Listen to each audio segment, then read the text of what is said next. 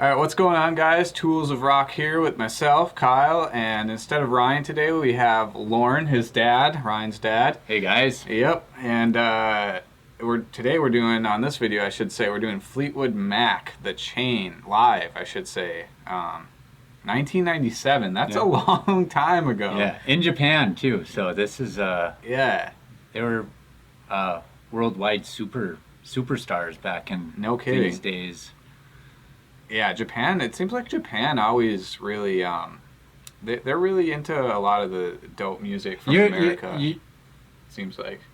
We'll have to wait until the end of the video because there's a little, like, Easter egg at the end. Oh, okay. But I grew up and I remember my parents were into this when I was just a little kid. Yeah. And they listened to this on 8-track. Do you know what an 8-track is? Yeah, I do know, actually. Yeah. My mom actually tells me they wore out several 8-tracks of Fleetwood Mac. So I grew up, in the 80s and wasn't having no Fleetwood Mac. I just rediscovered them in the 20s and in my 20s, and I think there was a nostalgic pull of remembering riding in the back seat of my folks' car and them listening to this kind of stuff, and dug into Fleetwood Mac, and I think they're just absolutely amazing. I think they had, when you talk about influences to rock and roll and metal, you talk about Zeppelin and Hendrix and Sabbath and AC/DC. Yeah, Fleetwood Mac is overlooked. Fleetwood Mac, to me,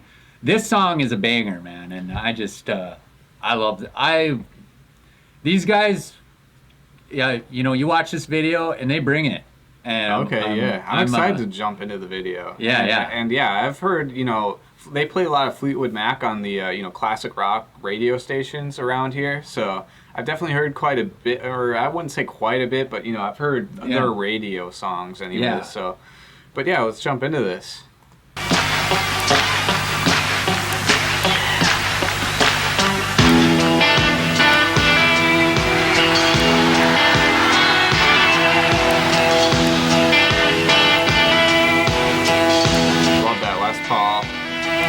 Favorite guitar. What's that? I said I love Les Pauls. They're my favorite guitars.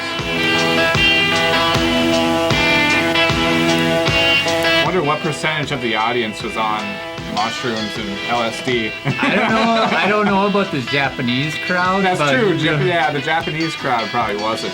I'm pretty sure that Fleetwood Mac were famously into like cocaine and stuff. Oh, really? Yeah. Okay.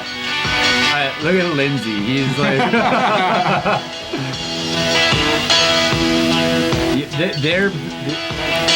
I feel like there was interrelations going on amongst the band, and they were like very highly combustible band. And, I think people were sleeping with each other. Oh, interesting. Well, it's the 70s.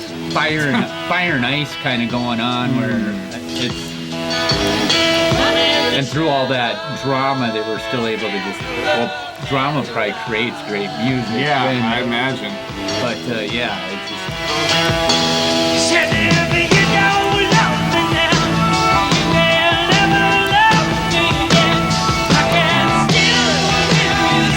I love their background, both like the harmonies that they do. Oh, it's so dope.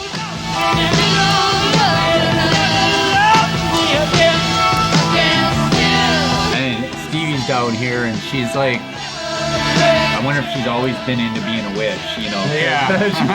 Goth. Yeah. I mean, she I think she did some stuff with Richie Blackmore's. What's that Richie Blackmore? Playing the 1400s kind of satire. Richie Blackmore's Night. Have you ever heard of that? No, stuff? I don't. Oh, yeah, he got to kind of get into that wickery stuff. Yeah.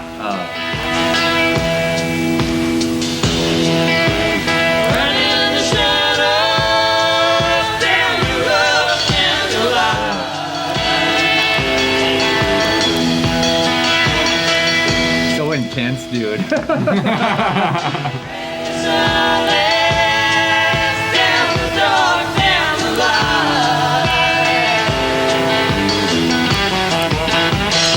It's one of those songs where it's like it's simple, but it's not at the same time. like every time they sing it, it gets a little bit more intense. Yeah. Yeah. Another element added.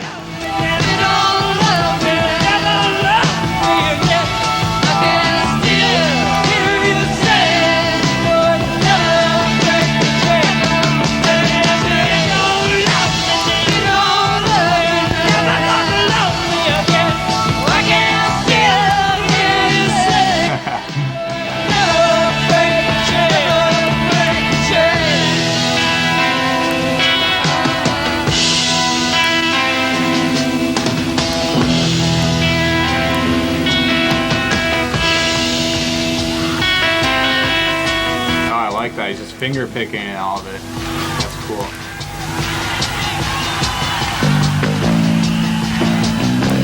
Oh, I love that bass. I know, the bass line is just like so freaking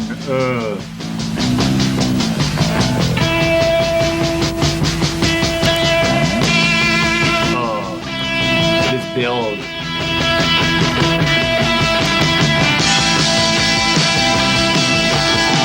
I love that. Oh, nice.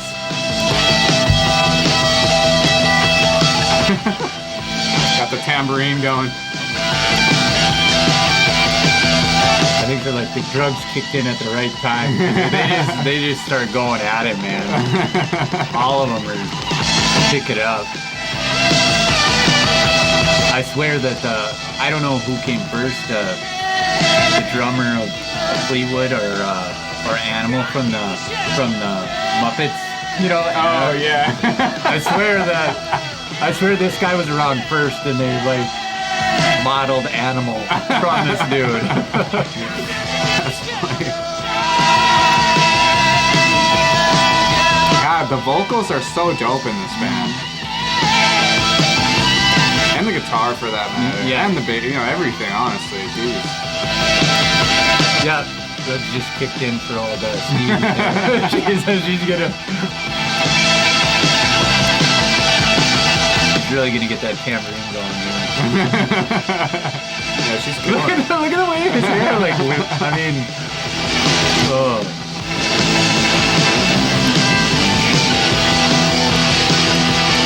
Got the Jew fro going on.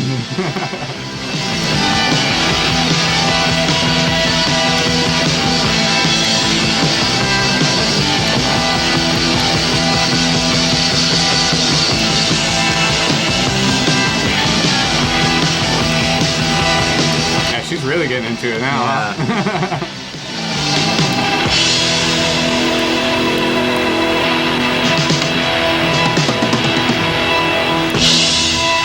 Now here comes the little Easter egg I was telling you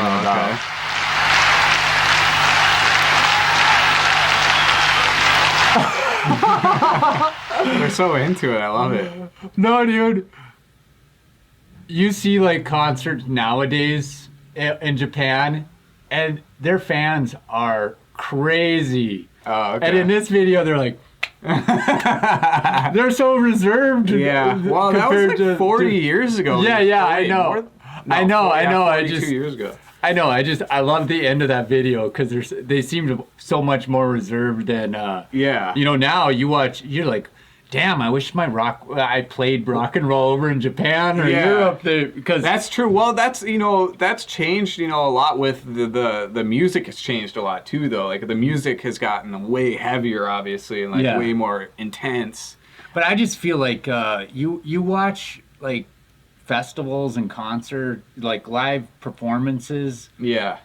In different countries, it seems like the fans are so much more into it than here. That's just me. Well, probably because they're just excited that a band from somewhere else is coming to where they are to. I don't know, dude. I feel like the concerts I've been to as of late, you got the mosh pit going and stuff. The people down on the floor, but like half the crowd is like got their phones or they're looking at their phones or so. I just thought it was.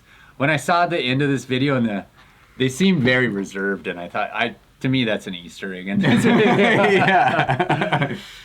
Yeah. No, they did seem, monotone for sure. Now, you've heard this song. I didn't know if you had or not. Yeah, But, I have heard the song on the radio before. It took me a minute to recognize it, but but I mean, these guys, Fleetwood Mac brought it, man. And I it would have been so cool to live in, like, the performances, some of the performances we've seen today would have been really cool to, like, live. Oh God, sure. I've said it a lot of times. It's like, I wish I was born back in, like, you know, that 70s, 80s era. Because there's so, you know, so much dope music. I mean, there's a lot of dope music now too. I don't mean to, like, you know, make it seem like all but the if good you were music born came back from then, that you era. could still listen to today's music now, you know. But if you still ingest that too, you know. Yeah. The first time I saw Metallica, they were touring on, I think, the Load album. Okay. And I wished I would have seen them for Master and Justice. And there's always going to be stuff you miss out on. You know, but yeah, no, that was that was dope.